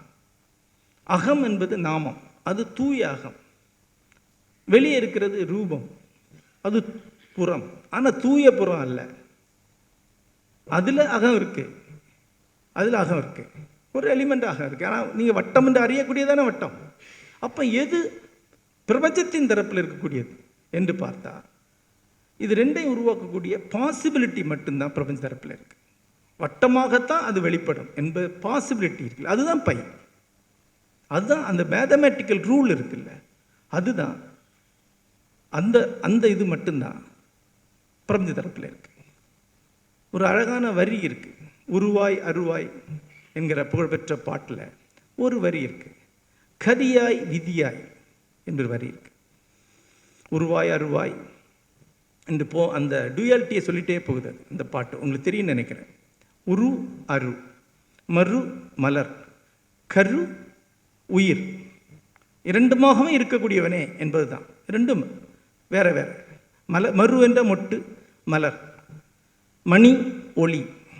அந்த டூயாலிட்டியை சொல்லிட்டு, அந்த இரட்டையை சொல்லிட்டே வரக்கூடியது கதியாய் விதியாய் என்று சொல்கிறது. நம்ம பக்தி ஆள்கள் தலையெழுத்தாகவும் அதனுடைய இதுவாகவும் கதியாகவும் விதியாகவும் அப்படி அல்ல. கதி என்பது ஃபோர்ஸ் அல்லது ஸ்பீட் அல்லது மூமெண்ட் என்று குறிக்கிறது. துரித கதி என்று சொல்கிறோம் இல்லையா, அந்த கதி கதியாகவும் அதனுடைய விதியாகவும் இருப்பவனே என்று சொல்லுது. அது முக்கியமான லைன். கதி என்று சொல்லும்போது நீங்கள் இப்படி சும்மா ஒரு ஃபிசிக்ஸ் லாவாக எடுத்து பாருங்கள். இந்த பிரபஞ்சம் முழுக்க சொல்லக்கூடிய கதி, அந்த கதியுடைய சுழல் கதியுடைய விதியாக இருக்கிறது சப்ஜெக்டிவ். அந்த விதி மட்டும்தான் பிரபஞ்சத்தின் தரப்பிலிருந்து நம்மை வந்து அடையக்கூடியது. பிரபஞ்சத்தில் நாம உருவாக்கி கொள்ளக்கூடியதுதான் ரூபமும் நாமமும் என்று வேதாந்தமும் சைவ சித்தாந்தமும் வகுத்திருக்கின்றன. அப்படின்னா அடுத்த கேள்வி இருக்கு. பௌத்தம் தொடர்ந்து சூன்யம் என்று ஒன்றை பற்றி சொல்லிட்டே இருக்கு. உருவங்கள் அற்ற ஒரு இடம் சூன்யம். சூன்யவாதம் என்று பௌத்தத்தில் ஒரு கிளை உண்டு. சூன்யவாத பௌத்தம் பலர் தெரிந்திருக்கலாம். நாகார்ஜுனர் அதை முன்வைத்தார். இங்கு சூன்யம் என்கிற வார்த்தையை பயன்படுத்தாத ஃபிலாசபரே கிடையாது. ஆனால் வேதாந்தம் ஒன்று சொல்லும், பொருளின் தரப்பிலிருந்து ரூபத்தின் தரப்பிலிருந்து மட்டும்தான் சூன்யத்துக்கு நீங்கள் போக முடியும். சூன்யம் என்பது எல்லா வகையிலையுமே ஒரு மனித மனம் உருவகிப்பதற்கு அப்பால் இருக்கு. சூன்யம்னா நீங்கள் என்ன யோசிக்கிறீங்க? எந்த பொருளும் இல்லாத நிலை, அப்படி இல்லையா? அப்போ கூட நீங்கள் பொருள்லேருந்து தான் அதை ஸ்டார்ட் பண்ண முடியும். இப்போ நீங்கள் பார்க்கக்கூடிய எந்த பொருளும் இல்லாத நிலை, அப்போது பொருள் அதில் இருக்கக்கூடிய பாசிபிலிட்டி உள்ள நிலை. அதுக்கு அப்பால் ஒரு சூன்யம் இருக்குல்ல, பொருள் இன்மை என்ற சூன்யம், பொருளுங்கிற விஷயமே இல்லாத ஒரு சூன்யம். அது வந்து கற்பனைக்கு அப்பாற்பட்டது. ரூபங்கள் அற்ற ஒரு சூன்யத்தை எந்த வகையில் மனிதனால் உருவாக்கி கொள்ள முடியாது என்பதுதான் வந்து வேதாந்தம் திருப்பி திருப்பி சொல்லும். ஒன்றொன்றாய் தொட்டெண்ணி தொட்டொன்னும் பொருள் ஒடுங்கையில் நின்றிடும் பரம் என்று நாராயணகுரு சொல்கிறார். ஒரு பொருளாக தொட்டெண்ணி எண்ணி எண்ணி எண்ணி எண்ணக்கூடிய எல்லா பொருளும் நின்று போன பிறகு எஞ்சக்கூடிய எதுவோ அதுதான் பரம்பொருள் என்று ஒரு வரி இருக்கிறது. அப்போ பிரபஞ்சத்தில் எல்லா பொருளும் யாரால் தொட்டு எண்ணி விட முடியுமா? என்ன பிரபஞ்சத்தில் உள்ள பொருட்களை எண்ணவே முடியாது. அப்போ எண்ணி ஒடுங்காது தான், சென்றடைய முடியாதது தான். அப்படி ஒன்று உண்டு. அது ஃபிலாசபிக்கலாக உருவாக்கப்படுவது ஒன்றே, தத்துவார்த்தமாக லாஜிக்கலாக உருவாக்கப்படக்கூடிய ஒன்றே ஒழிய எந்த வகையிலும் எந்த சிந்தனையுடைய அனுபவமும் அல்ல சூன்யம் என்பது. ஆக இந்த உருவம் என்கிற இடத்துக்கு திரும்பி வருகிறேன். அதற்கு சரியான வார்த்தையாக தமிழில் இருக்கக்கூடியது வந்து பொருள் என்கிற வார்த்தை. பொருள் என்கிற வார்த்தை, பொருள்ங்கிற வார்த்தையே நல்ல வார்த்தை தான். ரூபத்துக்கு வடிவம் என்பதை விட பொருள் என்பது இன்னும் சரியான வார்த்தை. பொறுப்பு, பொறுத்தல் போன்ற பல்வேறு ரூட்டிலேருந்து வந்த ஒரு வார்த்தை அது. பொருண்மை, எவ்வளோ வார்த்தைகளிலிருந்து ரூபம் உருவாகி வந்திருக்கு. இந்த பொருண்மை, இந்த உருவம் நம்ம எந்த வகையில் டிசைன் பண்ணுது? நான் யோசித்து போகும்போது ஒரு ஜம்ப் இருந்துகிட்டே இருக்கும். அந்த ஜம்பு நீங்கள் தாழ்வி வந்து வரணும்னு எதிர்பார்க்குறேன். நண்பர்களே, இந்த பொருண்மை வடிவம், இந்த ரூபம் என்றால் நாம் வாழக்கூடிய வீடு ஒரு ரூபந்தான், தாலை ஒரு ரூபந்தான், நம்முடைய உடல், நம்முடைய ஆடைகள், நம்முடைய உருவம், நம்ம கையாளக்கூடிய நம்முடைய பிரச்சனை என்று நாம் எதையெல்லாம் நினைக்கிறோமோ எல்லாமே ரூபம் என்கிற வாசத்துக்குள்ள அடங்கி. இதைத்தான் நம்ம கையாண்டுட்ருக்கோம், இதில் தான் நம்ம வாழ்ந்துட்டுருக்கோம். இது நம்மளை சிறைப்படுத்துதா? இதனுடைய அடிமைகளா நாம்? சுந்தரராமசாமியோட உரையாடலில் அவர் சொன்னார்ல, இது வந்து நாம் இதுக்குள்ளே லாக்காக இருக்கோமா? ஒரு குழந்தை ஒரு வயதில் அது கண்டடைகிறது, ஐ ஆம் தி பிரிசனர் ஆஃப் திஸ் பாடி, ஐ ஆம் பிரிசனர் ஆஃப் தி ஃபார்ம் என்றா? ஒரு வகையில் உண்மைதான். அக்டோவியா பாசுடைய ஒரு புகழ்பெற்ற கவிதை வரி உண்டு. புலி அதனுடைய உடல் என்னும் கூண்டுக்குள் சிறைப்பட்டிருக்கு. ஏன்னா அது உடம்புலேயே சிறை கம்பி இருக்கு. அந்த கூண்டில் அது வெளியே போக முடியாது. அந்த கம்பிக்குள்ளே தான் அது கம்பி எண்ணிட்டு இருக்கணும் வாழ்நாள் முழுக்க. ஆகவே மனிதர்களும் தங்களுடைய உடல் என்னும் கூண்டுக்குள்ளே வாழக்கூடியவங்களா? இந்த ரெஸ்ட்லெஸ்னஸ் மனிதனுக்கு என்றைக்குமே இருந்துகிட்டு இருக்கு. ஒரு 2 நாள் யோகா பயிற்சிக்கு போகக்கூடியவங்க 3ஆவது நாள் வந்து அதை வர்ணிக்கிறத பார்த்தீங்கன்னா எப்படி வர்ணிப்பாங்க? தியான பயிற்சிக்கு போகிறவங்க உடலை விட்டு எங்கேயோ போன மாதிரி இருக்குது, அதான் சொல்லுவாங்க. உடலே இல்லை, நான் இருக்கிறதே ஃபீல் பண்ண முடியல. ஓரளவு கற்பனை தான் அது, ஆனால் அந்த கற்பனை அவங்களுக்கு பிடிச்சிருக்கு. உடலை விட்டு வெளியே போகிறது. நண்பர்களே, அமெரிக்காவில் கஞ்சா லீகலைஸ் பண்ணக்கூடிய மாநிலங்கள் இருக்குது. அதில் ஒரு மாநிலத்தில் ஒரு கஞ்சா கேக் விற்கக்கூடிய கடையில் you can shed your body அப்படின்னு எழுதுறாங்க. You can shed your body. இங்கே சாப்பிட்டீங்கன்னா உடலை உதிர்த்துட்டு வெளியே போகலாம், திரும்பி எடுத்துக்கலாம். இப்போ இதுக்காக அதை போய் சாப்பிட்றாங்க. எல்லா விதமான பெரும் போதை இயக்கங்களும் ஷெட்டிங் யுவர் பாடி, உடம்பை விடுறதில்ல. அவ்வளவு தூரம் நம்ம அதை என்ஜாய் பண்ணுறோம். ஒரு தருணத்தை சொல்லும்போது என்ன சொல்லுவோம்? மெய் மறந்துட்டோம், அதை உடலை மறந்துட்டோம், மெய் மறந்துட்டோம். தொடர்ந்து இந்த ஸ்ட்ரக்சரை கைவிடுவதை பற்றி தான் நம்முடைய ட்ரீம் எல்லாமே இருந்துட்டோம். நம்ம வெளியே போக முடியுமா? பர்மனெண்ட்டாக நம்ம அடைத்து வைக்கக்கூடிய இந்த கூண்டிலிருந்து வெளியே போக முடியுமா? இந்த உடம்புக்கே சித்தர் பாடல்களில் திரும்பி திரும்பி கூடு, கூண்டு, பஞ்சரம்ங்கிற வார்த்தைகள் பயன்படுத்தப்படும். பிச்சைமுத்தி கூட ஒரு கவிதை எழுதியிருப்பார்.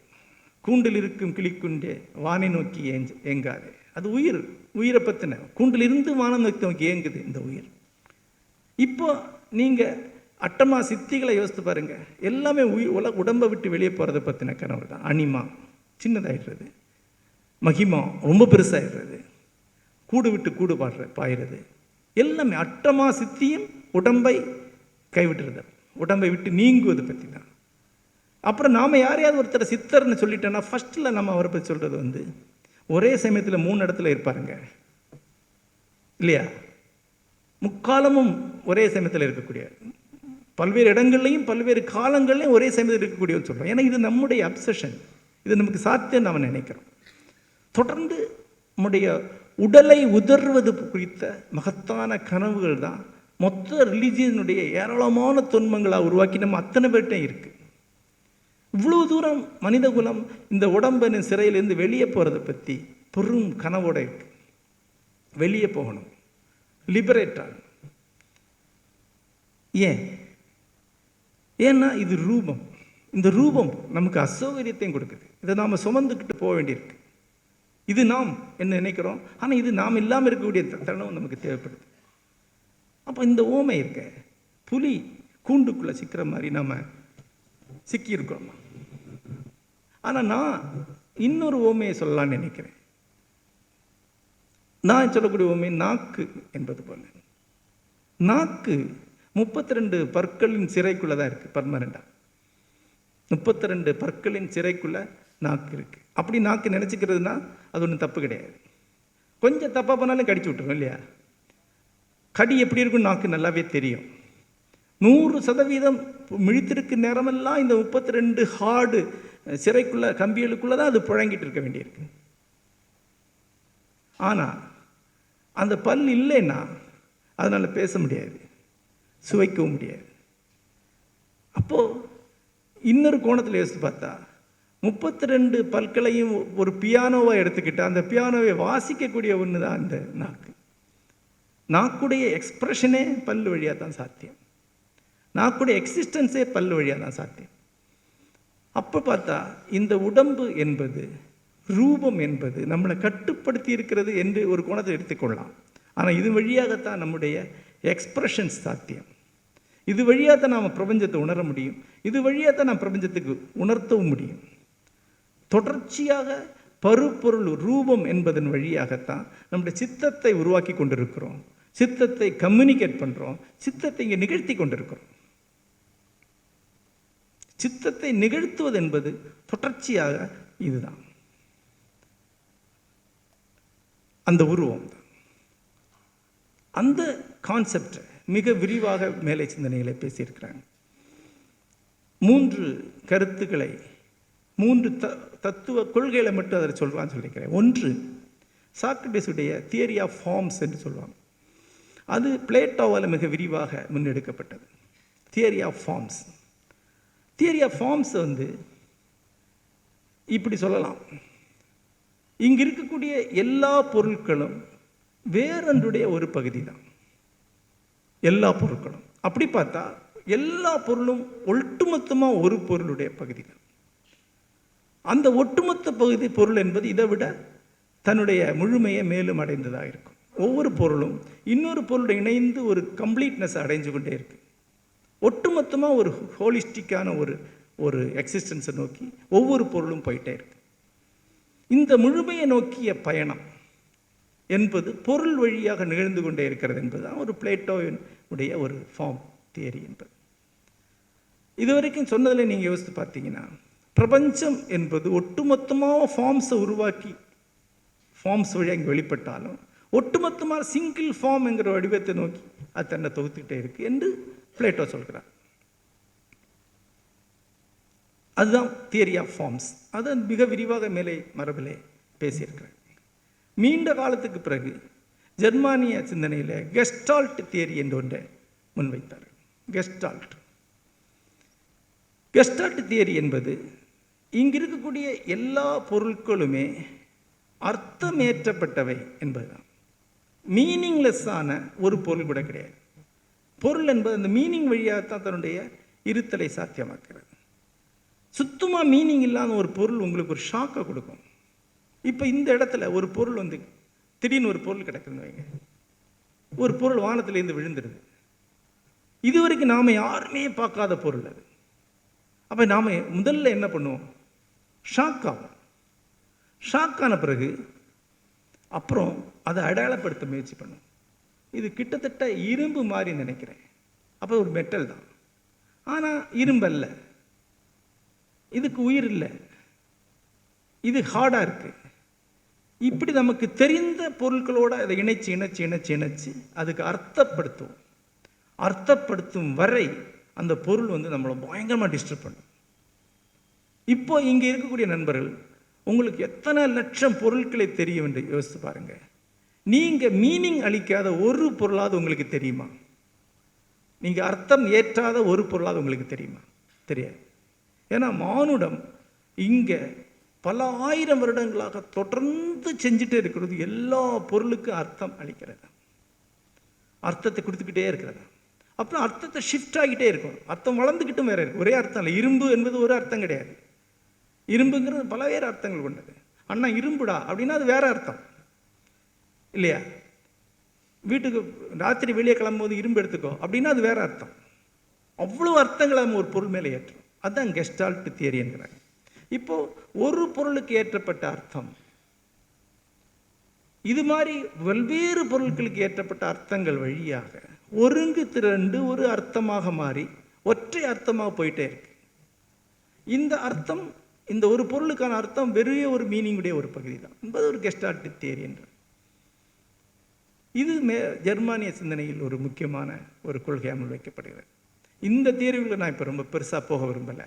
ஆனால் நான் இதை சொல்ல வருவது, ஃபார்ம்ஸை நாம் எப்படி கையாளுறோங்கிறத பற்றி நடராஜகுருவுடைய எனக்கு பிரியமான தியரியை சொல்வதற்காக மட்டும்தான். நம்ம முந்தின தியரியெல்லாம் ரொம்ப பெருசு, அது அவ்வளோ விரிவாக நான் இங்கே மேடையில் சொல்ல முடியாது. நடராஜகுரு என்ன சொல்கிறாருன்னா, நாம் ஸ்ட்ரக்சர்ஸை தான் உருவாக்கி கொண்டே இருக்கிறோம் அப்படிங்கிறார். ஸ்ட்ரக்சரலிசம் என்ற ஒரு வார்த்தை அவர் பயன்படுத்துவார். பின்னாடி மொழியில் உருவான ஸ்ட்ரக்சரலிசம் அல்ல அது. நடராஜகுரு சொல்வது ஸ்ட்ரக்சரலிசம் வேறு. அதாவது நம்ம ஒரு விஷயத்தை பார்க்கும்போது அதை ஒரு ஸ்ட்ரக்சராக, ஒரு கட்டமைப்பாக உருவாக்கும், ஒரு ஃபார்மை உருவாக்கணும், ஒரு ஐடியாவை ஒரு ஃபார்மை உருவாக்கணும். ஒரு சிந்தனை என்பது ஒரு ஃபார்ம் தான். அதுக்கு ஒரு தொடக்கம், முடிவு, ஒரு ஸ்ட்ரக்சர் இருக்கும். ஒரு சின்ன எண்ணத்தை கூட நீங்கள் ஸ்ட்ரக்சர்டாக தான் இன்னொருத்தருக்கு கொடுக்க முடியும். ஒரு சின்ன கருத்தை கூட ஸ்ட்ரக்சராக தான் முன்வைக்க முடியும். சாதாரணமான ஒரு கருத்து, அதாவது இந்த இடத்துல ஒரு ஹோட்டலில் சாப்பாடு நல்லா இருக்குங்கிறது இருக்கு இல்லையா, அதுவே ஒரு ஸ்ட்ரக்சருக்குள்ளே தான் இருக்கும். ஒரு சின்ன ஸ்ட்ரக்சர் தான், ஒரு சின்ன கட்டமைப்பு, ஒரு பிளாக்கு தான் அது. அதாவது ஒன்று, அதில் 3 எலிமெண்ட் இருக்கும். ஒன்று, சேலத்தில் இந்த ஸ்ட்ரீட்டில் இந்த ஹோட்டல் இருக்குது, ஒரு கருத்து. அதோடு இணைந்த 2வது கருத்து, அங்கே சப்பாத்தி நல்லாயிருக்கும். 3, இது நான் போய் சாப்பிட்ருக்கேன். 4, பல பேர் சாப்பிட்ருக்காங்க. ஒரு எளிமையான கருத்தை விட 4 யூனிட் கொண்ட ஒரு ஸ்ட்ரக்சர் தான் அது. இது ஒரு துளி ஸ்ட்ரக்சர். அப்படி நீங்கள் பேசுகிற எல்லா கான்வர்சேஷனும் ஒவ்வொரு தருணத்துலையும் ஸ்ட்ரக்சர்ஸாக க்ரியேட் பண்ணுது. சும்மா ஒரு கார்ட்டூனை யோசித்து பார்த்து, ஒரு மனிதன் வாயை இப்படி பேசிகிட்டு இருக்கான், வாயிலேருந்து சதுரமாக வெளியே வர மாதிரி தான். ஒரு ஸ்ட்ரக்சர்ஸ் தான் வெளியே வந்துக்கிட்டே இருக்குது. லாங்குவேஜில் எல்லாமே ஐடியாஸும் ஸ்ட்ரக்சர் தான். ஸ்ட்ரக்சர் அல்லாத ஒரு ஐடியாவை உங்களால் கம்யூனிகேட் பண்ண முடியாது. ஒரு ஃபார்ம், ஒரு ஸ்ட்ரக்சர் இல்லைன்னா அந்த ஐடியா இன்னொருத்தரை வாங்கவே முடியாது. வேணும்னே ஒரு ஸ்ட்ரக்சரை உடைச்சி சொல்லி பாருங்கள். இப்போ சேலத்தில் ஒரு ஹோட்டல் இருக்குது, சப்பாத்தி நல்லது, பசிக்குதுன்னு சொல்லி பாருங்க. இது யாருக்கு புரியுமா? கம்யூனிகேஷன் கிடையாது, ஏன்னா ஸ்ட்ரக்சர் கிடையாது. அவர் சொல்ல இந்த ஸ்ட்ரக்சர் இதை விட பெரிய ஒரு ஸ்ட்ரக்சர் கூட உடனே இணைக்கப்படுது. ஒரு சின்ன குழந்தை பில்டிங் பிளாக்ஸ் வச்சு விளையாடுறது போல இன்னொரு பெரிய ஸ்ட்ரக்சரில் அதை சரியாக அதை ஜாயின் பண்ணுறீங்க நீங்கள். அவருக்கு தெரிஞ்ச ஹோட்டல்கள் என்கிற ஒரு பெரிய ஸ்ட்ரக்சரில் இதை கொண்டு இணைச்சிடுறாரு. அப்புறம் உணவு என்கிற இன்னும் பெரிய ஸ்ட்ரக்சரில் அதை கொண்டு இணைச்சிடுறாரு. அதன் பிறகு இன்னும் ருசிங்கிற ஒரு பெரிய ஸ்ட்ரக்சரில் இணைச்சிடுறாரு. இப்படி ஸ்ட்ரக்சரில் இணைச்சு பெரிய பெரிய ஸ்ட்ரக்சர்ஸை கிரியேட் பண்ணிகிட்டே இருக்கிறோம் நம்ம. இதுதான் அவர் சொல்லக்கூடிய ஸ்ட்ரக்சரலிசம் என்பது. அப்போது இப்போ நீங்கள் ஒரு ஸ்ட்ரக்சரை கிரியேட் பண்ணீங்க, அதுவே ரொம்ப பெருசு. நீங்கள் எவ்வளோ கருத்துக்களை நீங்கள் ஓனாக கிரியேட் பண்ணியிருக்கீங்க யோசிச்சு பார்த்தீங்கனால ரொம்ப பெருசாக இருக்கும். நம்ம யோசிக்காத நினைப்போம், நான் அதெல்லாம் பெருசாக யோசிக்கிறது இல்லைன்னு. ஆனால் ஒரு தனி மனிதர் அவர் வாழ்க்கையில் அவர் பேசுகிறதுலேருந்து எவ்வளோ கருத்துக்களை உருவாக்கியிருக்கார், அதை ஒன்றுக்கு இணைச்சி எப்படி ஒரு பெரிய கட்டமைப்பு உருவாக்கியிருக்காருன்னு அவரே பார்த்தோன்னா திகைச்சு போயிடுவார். பக்கத்து வீட்டுக்காரர் அதே மாதிரி உருவாக்கியிருப்பார். அப்படி மானுடம் ஒட்டுமொத்தமாக ஒரு பிரம்மாண்டமான ஸ்ட்ரக்சரை உருவாக்கி இப்போ இந்த நிமிஷத்தில் உலகத்தில் எவ்வளோ பெரிய ஐடியாக்களான ஒரு பெரிய ஸ்ட்ரக்சர் உருவாக்கி கற்பனையே பண்ண முடியாது. அந்த ஸ்ட்ரக்சர் ஒவ்வொரு நாளும் என 1000-5000 வருஷத்தை இணைஞ்சு பார்த்தீங்கன்னா எவ்வளோ பெரிய ஸ்ட்ரக்சர். இப்படி ஸ்ட்ரக்சருக்குள்ள ஸ்ட்ரக்சர் கிரியேட் பண்ணுறாங்க. ராஜகுரு சொல்கிறது அந்த ஹோலிஸ்டிக் ஒட்டுமொத்த ஸ்ட்ரக்சர் இந்த யூனிட் ஸ்ட்ரக்சரை அர்த்தப்படுத்துது. அந்த ஸ்ட்ரக்சருடைய பின்னணியில் தான் நீங்கள் சொல்லக்கூடிய சேலத்தில் இந்த ஹோட்டல் சுவையானது என்பது பொருள்படுகிறது. இதுதான் அவர் சொல்லக்கூடிய ஸ்ட்ரக்சர்ஸ். ஆக இந்த சிக்கலான கன்ஃபியூஷனான ஒரு விஷயத்தை நான் இப்படி மறுபடியும் தொகுத்துக்கொள்கிறேன் நண்பர்களே. நம்ம இங்கே பொருள் வயமான வெளி பிரபஞ்சத்தை பார்த்துட்ருக்கோம். அது உருவங்களால் ஆனதாக உள்ளது. அது உருவம் அற்றதாக இருந்தால் நம்ம அதை ஃபேஸ் பண்ண முடியறதில்லை. ஆகவே நம்ம அதை உருவமாக மாற்றிக்கிட்டே இருக்கோம். ஏன்னா நம்முடைய ஐம்புலன்களும் உருவங்களை உருவாக்கும் பொருட்டு செயல்பட்டு கொண்டிருப்பவை. அதனுடைய பணியே அதுதான். நாம் ஒரு மகத்தான உருவாக்க எந்திரம். அப்போ நம்முடைய மைண்ட் என்பது இந்த பொருளிலிருந்து ஒரு அகக்கட்டுமானத்தை, நாமத்தை உருவாக்கக்கூடிய, ரூபத்திலிருந்து நாமத்தை உருவாக்கக்கூடிய நம்முடைய மைண்ட். ஆகவே நம்ம உள்ள இதே போன்று ஸ்ட்ரக்சர்ஸை உருவாக்கி கொண்டே இருக்கும், உருவங்களை உருவாக்கி கொண்டே இருக்கும். இந்த உருவங்களை இணைத்து நாம் ஒரு ஹோல் உருவத்தை உருவாக்குறோம். இதுதான் அகப்பிரபஞ்சம் என்று நாமே சொல்லிக்கொள்ளக்கூடியது.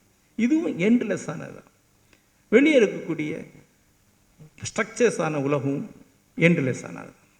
இந்த இரண்டு முடிவின்மைகளும் ஒன்றை ஒன்று நோக்கி கொண்டிருக்கக்கூடியது தான் ஒவ்வொரு கனவும் இங்கே நிகழ்ந்து கொண்டிருக்கிறது.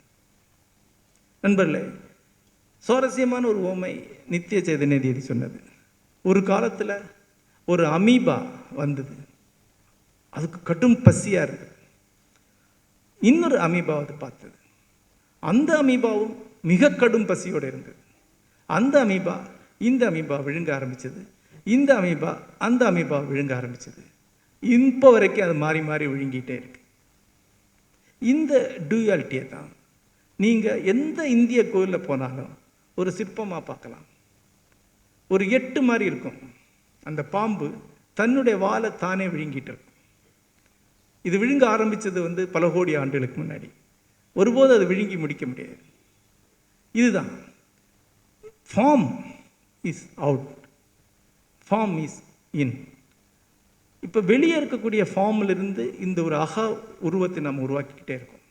இந்த அக உருவத்தை இணைச்சு ஒரு அக பிரபஞ்சத்தை உருவாக்கிட்டே இருக்கோம். வெளியே இருக்கக்கூடிய ஃபார்ம் ஒரு முடிவில்லாத வடிவங்களாக பெரிய இருக்கக்கூடிய ஃபார்ம், அது இந்த அக வடிவத்துடைய எக்ஸ்டென்ஷனாக, இதனுடைய வெளிப்பாடாக திருப்பி அங்கே வெளியிடும். இப்படி ஒரு டூயாலிட்டியில் தான் நம்ம இங்கு மனம் என்று ஒன்று, நம்முடைய தன்னிலை சப்ஜெக்டிவிட்டி, நாம் என்று ஒன்று இங்கு செயல்பட்டு கொண்டிருக்கிறது. இது 2 கண்ணாடிகள் ஒன்று பிரதிபலித்து ஒரு முடிவின்மையை உருவாக்குவது போல இந்த ஒரு என்ட்லெஸ் பிம்பமாக மாறிக்கொண்டிருக்கு. அதனுடைய சுவாரஸ்யமான அம்சம் ஒன்றே ஒன்று தான், சிம்பிளான மேத்தமெட்டிக்கலான சுவாரஸ்யம். அதாவது வெளியே இருக்கக்கூடிய இந்த பருப்பொருள் முடிவற்ற ஃபார்ம்ஸால் ஆனது. அதிலிருந்து நாம் உருவாக்கக்கூடிய நம்முடைய அகம் முடிவற்ற ஃபார்ம்ஸால் ஆனது. ஆனால் வெளியே இருக்கக்கூடிய இந்த பருப்பொருள் வெளி என்பது நாம் யாருமே இல்லை என்றாலும் தனக்கென்று மாறாத சில விதிகள் கொண்டது, தனக்கென்று மாறாத விதிகள் கொண்டது. ஒன்று பை, இன்னொரு விதி இருக்கு. நீண்ட காலத்துக்கு பிறகு அந்த விதி பித்தகாரஸிலிருந்து ஏறத்தாழ 3000 ஆண்டுகளுக்கு பிறகு அந்த விதி வருகிறது.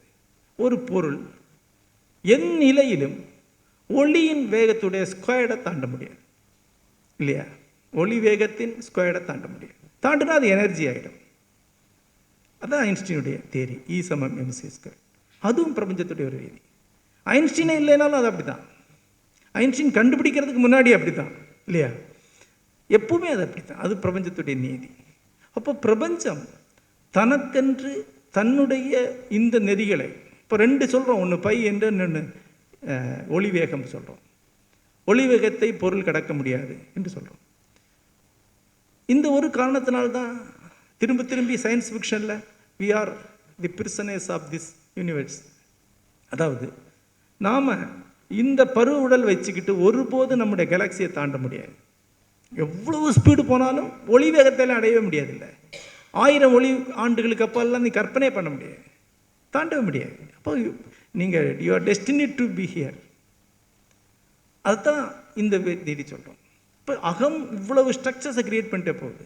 வெளியே இருக்கக்கூடிய ஸ்ட்ரக்சர்ஸுடைய நீட்சியாதம் இருக்குது. வெளியுடைய ஸ்ட்ரக்சர் இவ்வளவு மாறாத, நம்மை எந்த வகையிலையும் பொருட்படுத்தாத, நமக்கு அப்பாற்பட்ட முதன்மையான விதிகளால் ஆனதாக இருக்குது. அப்போனா அந்த விதிகளுக்கு நாம் கட்டுப்பட்டவர்களா? அந்த விதிகளுடைய ஆட்சியின் கீழ் தான் நாம் இருக்கிறோமா? மறுபடியும் பார்ப்போம்.